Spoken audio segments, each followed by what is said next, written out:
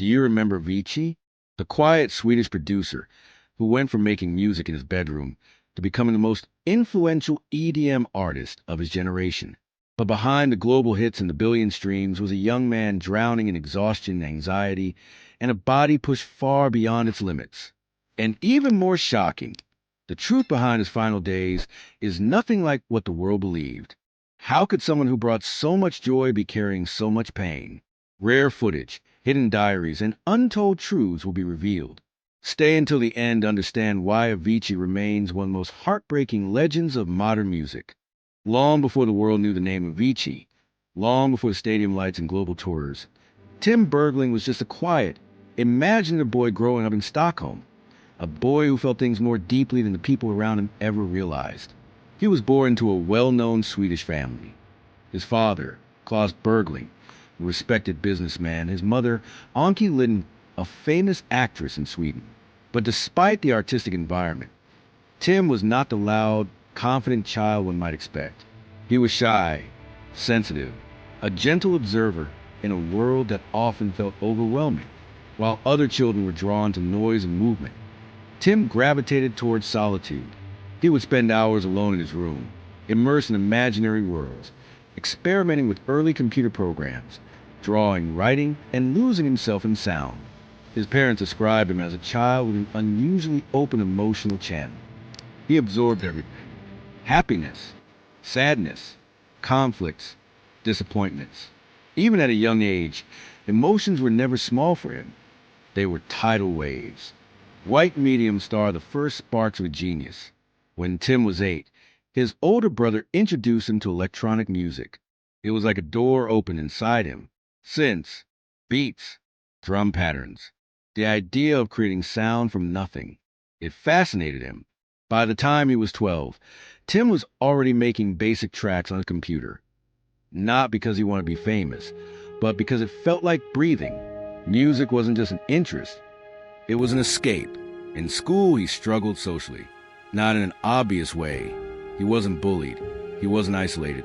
But Tim always felt slightly out of place, like he was moving on a different emotional frequency. Teachers said he was extremely intelligent, but easily overwhelmed. Friends said he was kind but distant. He lived in his head more than in the outside world. White medium star child who felt too much. Tim had a personality trait that would later make him both a genius and a tragedy: high emotional sensitivity. He felt pressure intensely. He internalized stress. He couldn't ignore discomfort the way others could. When he experienced conflict, even small ones, he carried the emotional weight for days. When he disappointed someone, the guilt lingered. This sensitivity made him brilliant at translating emotion into melody, but also made him vulnerable in an industry built on relentless demands. White medium star the discovery of purpose. Around age 14 to 15, Tim became obsessed with producing music. He locked himself in his room for hours and hours, experimenting with Fruity Loops, sampling, layering vocals, synthesizers, drum machines, recording imperfections. He would forget to eat, forget to sleep, forget to answer messages.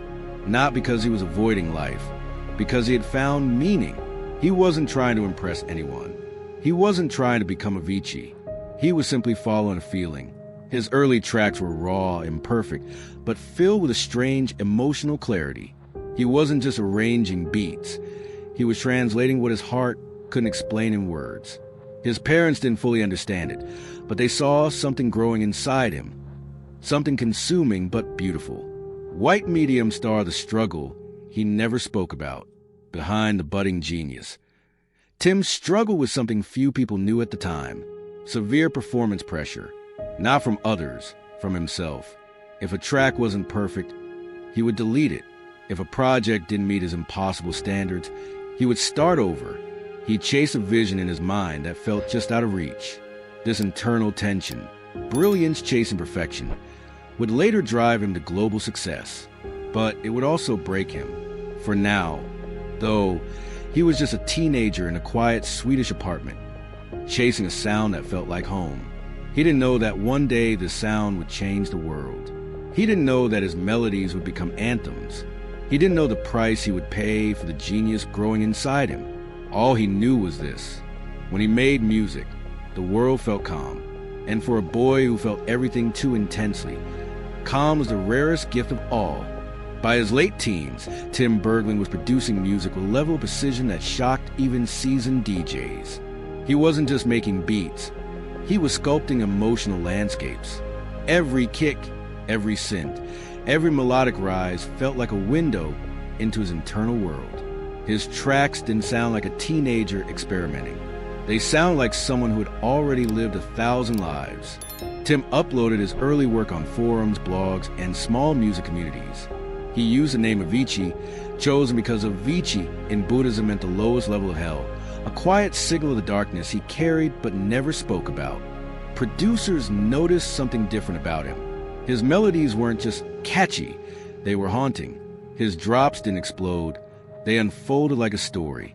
His music made you feel something, even when you didn't know why. And slowly, the world began to listen.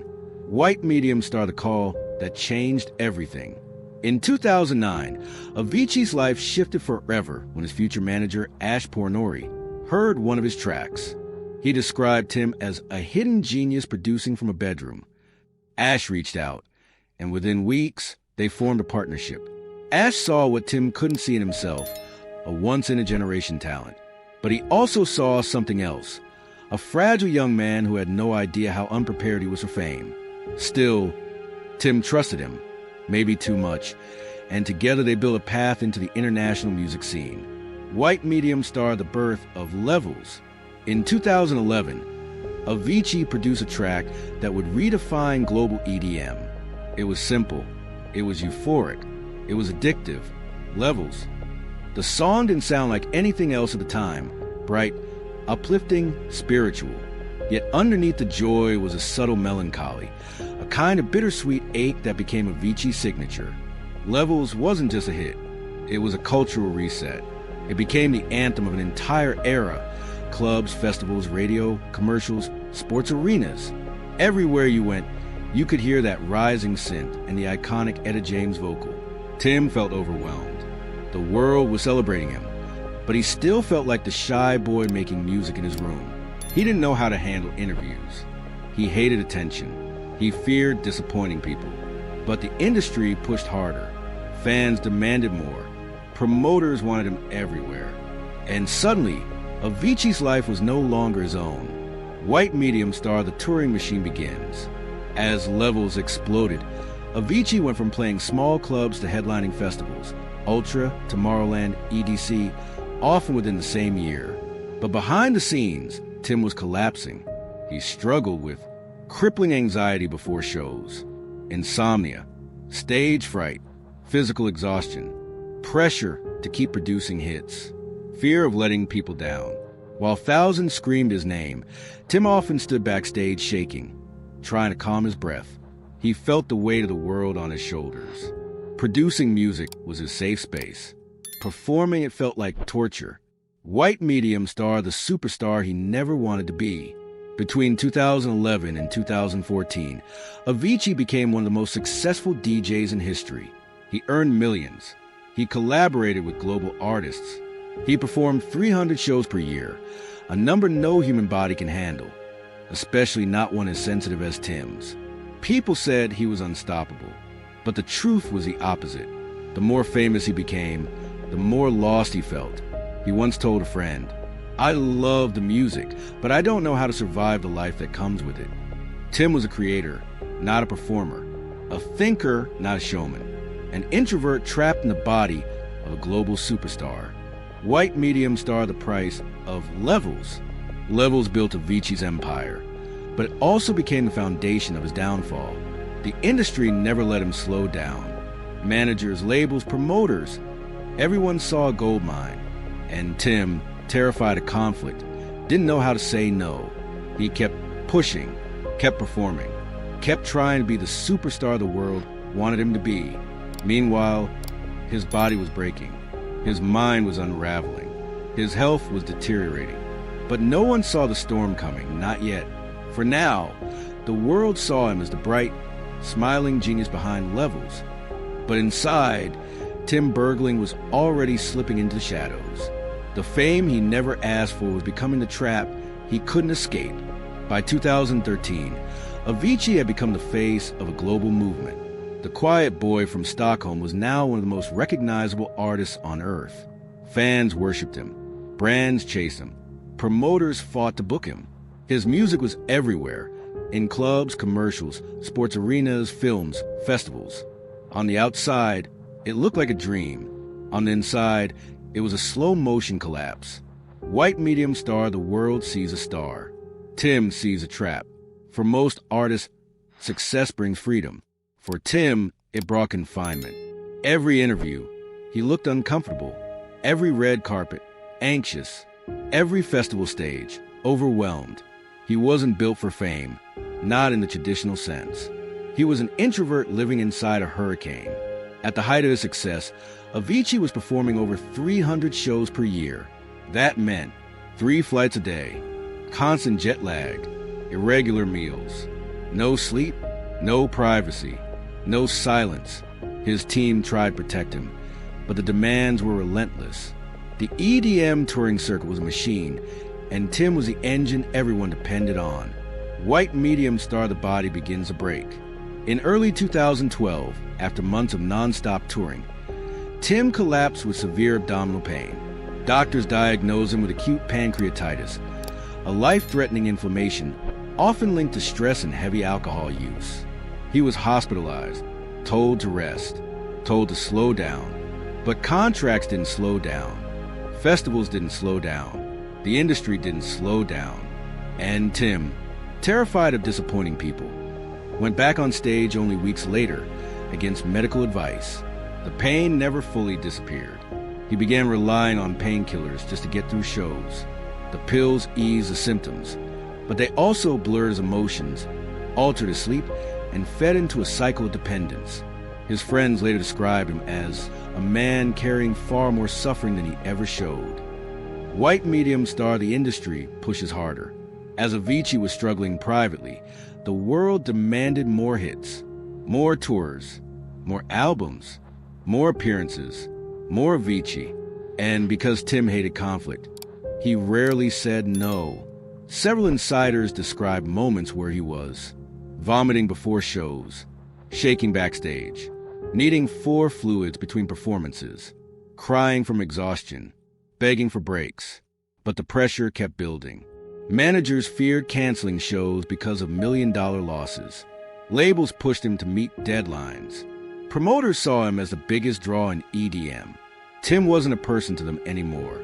He was a brand, a business, a machine, and machines aren't allowed to break. White medium star, the true era, a beautiful breaking point. In 2013, Avicii released True, an album that shocked the EDM world with its fusion of folk, country, and electronic music. Wake Me Up became one of the biggest songs of the decade. The world loved it, but the world didn't know the cost. Behind the scenes, Tim was falling apart. Panic attacks, addiction to prescribed medications, insomnia, emotional numbness, isolation, health deterioration. He once wrote in his diary, "I have no energy left. I'm trapped in a cycle I can't break." Even success exhausted him, especially success. Every time he produced a hit, the industry demanded another, and another, and another. Tim no longer felt connected to his music. He felt like he was producing on autopilot while his soul was burning out. White medium star, the surgeries that changed everything. By 2014, his health collapsed. He underwent gallbladder removal, appendix removal, hospitalization for a ruptured organ, treatment for pancreatitis, detox from painkillers. Doctors warned him explicitly, if you continue touring like this, you may not survive. It was the moment that could have saved him, if the industry had allowed it. But there were still contracts, still festivals, still expectations, still an empire sitting on his shoulders. White medium star, the breaking point. Tim makes a decision. In 2016, after years of suffering, Tim did something few artists at his level had ever done. He quit touring. He announced it publicly, saying he needed to prioritize his health and happiness. Fans were shocked. The industry was furious. Some called him ungrateful. Others said he was destroying his career. But for the first time, Tim chose himself. Behind the scenes, he broke down in tears. He wanted to live. He wanted peace. He wanted freedom from a machine that had consumed him. But although leaving touring saved his body, it didn't save his mind. The demons he ran from, anxiety, perfectionism, emotional sensitivity, followed him into the quiet. And soon, the silence became louder than the stadiums ever were. When Avicii stopped touring in 2016, the world thought he had finally saved himself. Fans believed he would recover, that he would heal, that stepping away from the machine would give him peace. But for Tim Bergling, silence was not peace. Silence was a mirror, one that reflected everything he had been running from. White medium star the quiet after storm. Without flights, without festivals, without crowds, Tim was suddenly alone with himself. For the first time in years, there was no schedule, no rush, no noise. And that terrified him. He had spent nearly a decade numbing his anxiety with chaos. The non-stop touring didn't just exhaust him. It distracted him. It gave him something to push against. When the noise stopped, the thoughts began. He journaled obsessively. Long, emotional entries about fear, confusion, existential dread. He wrote about wanting to understand life, understand happiness, and understand himself. He wasn't seeking fame anymore. He was seeking meaning. But meaning is harder to find than applause. White medium star the search for inner peace backfires. Tim began exploring meditation, spirituality, wellness retreats, holistic therapies, philosophical studies, Eastern healing practices. He traveled to calm his mind, but instead, he opened emotional wounds he didn't know how to handle. His sensitivity, which once fueled his genius, became a source of constant overwhelm. He described himself as too open, too sensitive, too aware, and he was right. Tim absorbed the world without any filters. Meditation, which helped many people, sometimes pushed him deeper into intrusive thoughts. He felt everything too intensely. Joy, yes, but also fear, guilt, and self-doubt. His team worried. His friends worried. Tim wrote, "The problem is not the world. The problem is me." This wasn't self-pity. It was despair. White medium star the pressure of perfection returns. Even without touring, the industry still expected music. Labels wanted albums. Managers wanted singles. Fans wanted the next Wake Me Up.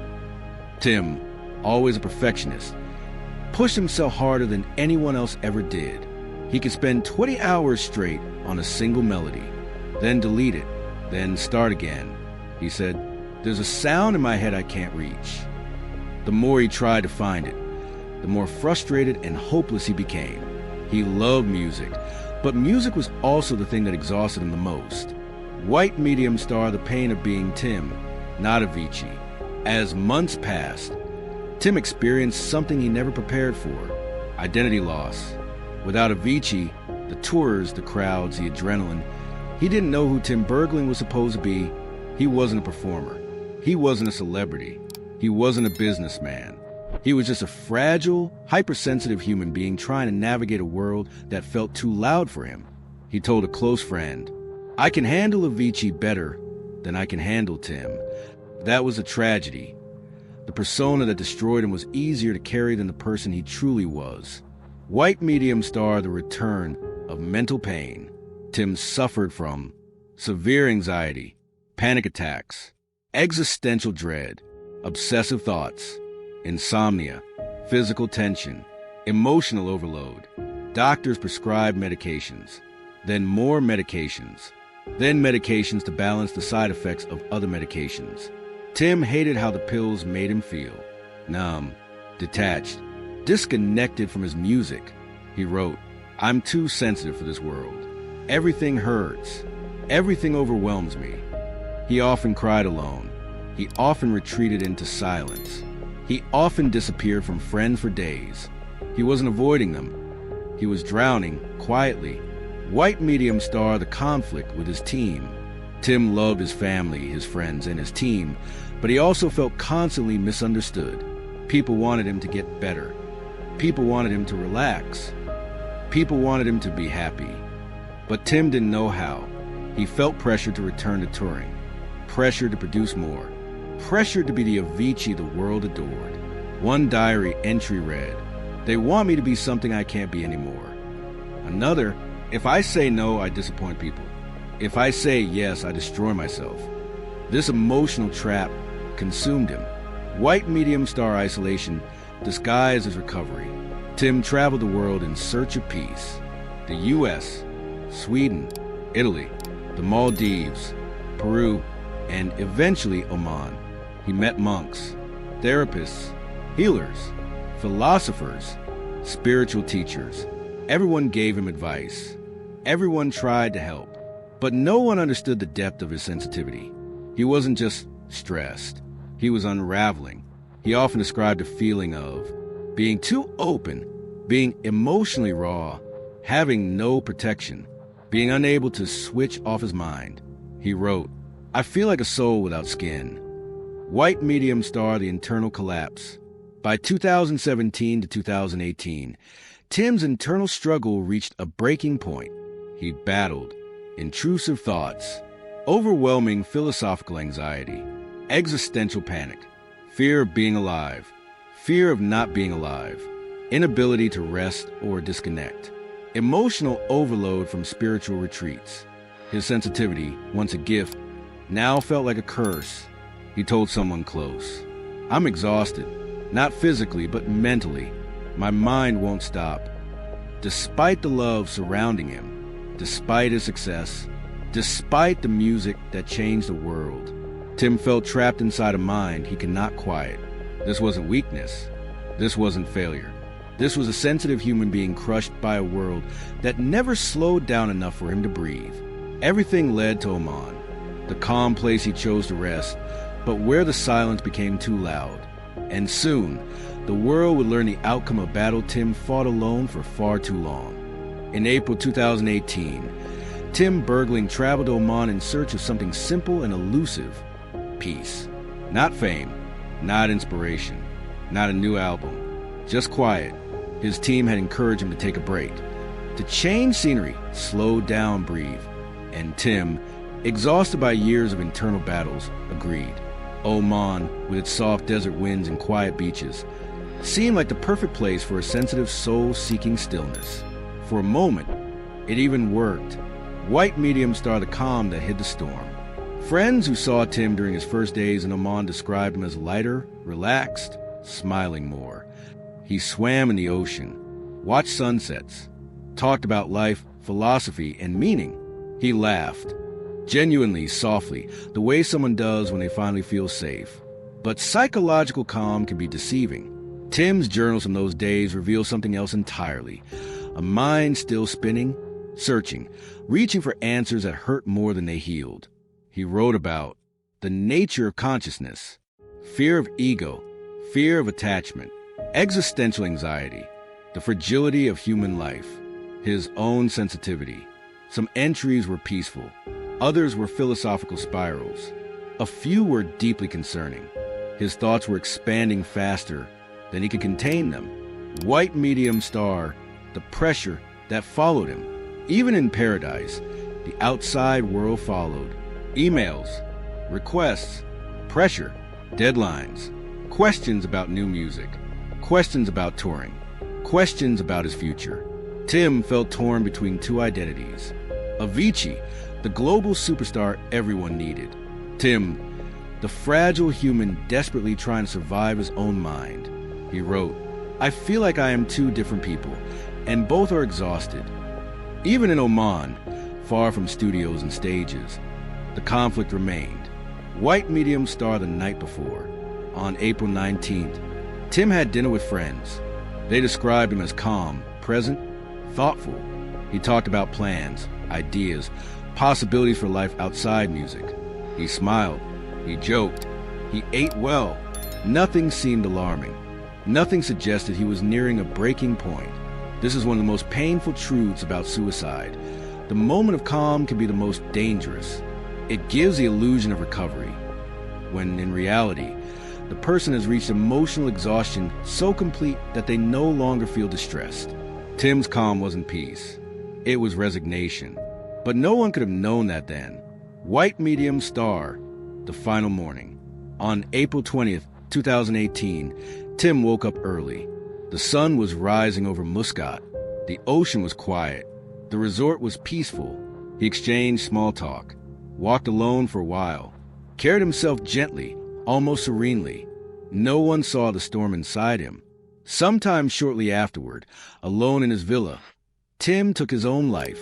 There were no messages of blame, no dramatic gestures, no cry for attention, just a sensitive soul overwhelmed by a world that had been too loud, too demanding, too painful for far too long. He was 28 years old. White Medium Star the moment the world shattered. When news of his death broke, disbelief swept across continents. People froze in shock. Fans cried in the streets. Memorials appeared in Stockholm, Los Angeles, New York, Tokyo. Huge crowds gathered. DJs across the world stopped their shows to honor him. For a generation, this wasn't just a celebrity death. It was losing the music that held them together. Tim's melodies have been the soundtrack to first loves, heartbreaks, long nights, hope, survival, and suddenly, the man behind those melodies was gone. White Medium Star, the family speaks the truth. At first, the media speculated. Rumors spread. But then his family released a statement, one of the most honest, devastating letters ever written about mental health. He really struggled with thoughts about meaning, life, happiness. He could not go on any longer. He wanted peace. They confirmed what many had feared. Tim didn't die because he was weak.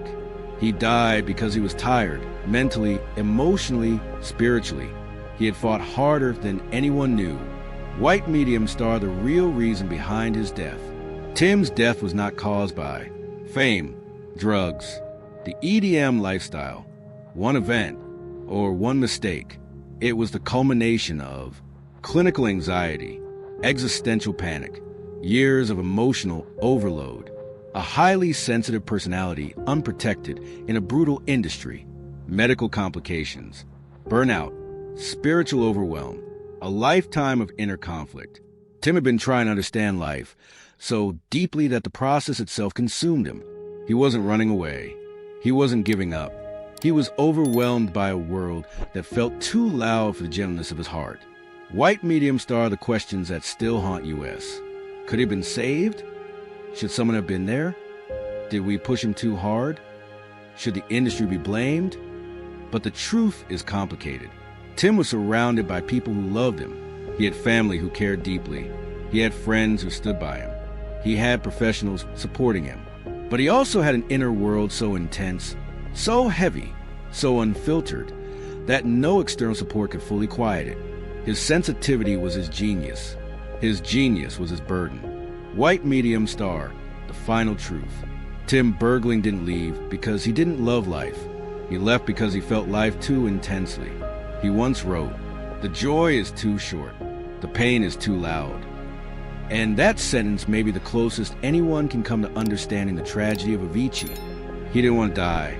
He wanted the suffering to stop. And on April 20th, 2018, it finally did. When the world learned that Avicii had died, something rare happened. Something that doesn't occur with most public figures. There was a collective silence, a global pause, a grief so widespread and immediate that it felt like entire continents were holding their breath. Tim Bergling wasn't just an artist. For millions, he was a source of light, the sound of their best nights, their darkest nights, their healing, their hope. White Medium Star, the world breaks into mourning. Within hours, tributes erupted across the globe. Fans gathered outside Sergels Torg in Stockholm, blasting levels and crying together. In Miami, where Ultra Music Festival had once launched his career, DJs played Wake Me Up as thousands of people raised their phones in the air. In London, fans created spontaneous memorials with flowers, headphones, candles, and handwritten letters. In New York, giant billboards lit up with the words, "Thank you, Avicii." Clubs across Europe went silent for a minute before dropping his tracks in emotional tribute sets. Even DJs who rarely spoke publicly, Calvin Harris, Zed, Martin Garrix, Skrillex, posted messages filled with shock and heartbreak. The reaction wasn't performative. It was raw. It was real. Because Avicii wasn't just music. He was memory. He was connection. He was a feeling. White medium star, the industry reflects on its role. For the first time, the electronic music industry confronted a painful question. Did the lifestyle we glorify kill one of our brightest stars? Artists began speaking openly about brutal touring schedules, lack of mental health support, pressure to produce non-stop hits, unhealthy coping mechanisms, emotional burnout, the illusion of celebrity happiness. Avicii's death exposed a truth long ignored. The industry that celebrates joy often destroys the people who create it. Tim's passing forced a global reckoning, especially among young DJs who have been taught to work until you break. White medium star, the family's grace. Through the grief, Tim's family displayed extraordinary strength. They didn't blame. They didn't accuse. They didn't point fingers at the industry. Instead, they spoke honestly about Tim's sensitivity, his struggles, his search for meaning, and his deep love for music. Their statement, he wanted peace, became a rallying cry for better mental health awareness around the world. The Bergling family later created the Tim Bergling Foundation, dedicated to mental health advocacy, suicide prevention, and music education. It was a perfect reflection of Tim's spirit, gentle, compassionate, hopeful, white medium star, the reevaluation of his art. After his death, millions revisited Avicii's catalog, and suddenly the melodies hit differently. Wake Me Up sounded less like a celebration and more like a plea. Hey Brother carried a heartbreaking sincerity. Waiting for Love felt like a promise he couldn't keep. The Nights became an anthem of advice he could not follow. And Lonely Together suddenly felt like a confession. People realized the truth. Avicii hadn't been writing dance music. He had been writing emotional diaries in the language of melody. His songs weren't meant to fill stadiums. They were meant to fill the empty spaces inside people. White medium star, the legacy he left. Tim Bergling left behind. A revolution in EDM, proving that electronic music could be deeply emotional, a standard of melodic storytelling unmatched in modern music, a blueprint for sensitivity in a world that glorifies hardness, a global conversation about mental health in the arts, a foundation that continues to save lives. But the greatest legacy? The millions of people who feel less alone because of him. Avicii didn't just change music, he changed people. His melodies, bright, aching, hopeful, broken, continue to echo across the world, long after the man who created them is gone. He may have left us at 28, but the emotional universe he built will outlive generations, because some stars don't burn out. They leave a glow that refuses to fade. When the world remembers Avicii, it remembers the light first. The melodies that felt like sunrise, the drops that lifted entire crowds into the air, the gentle soul who spoke through sound because words were never enough. But behind that brightness was a young man who felt life more intensely than most people could bear. Tim Bergling didn't set out to become a legend. He simply followed the feeling inside him, the pull toward beauty, toward harmony, toward making something that made the world feel less lonely. And in doing so, he gave millions a soundtrack to their hopes, their heartbreaks, their joy, their youth. But sensitivity is a double-edged gift. The same openness that fueled his genius also made him vulnerable to a world that moved too fast and demanded too much. He wasn't weak. He wasn't lost. He was overwhelmed by emotion, expectation, meaning, and a mind that never stopped reaching for answers. His story is not a cautionary tale.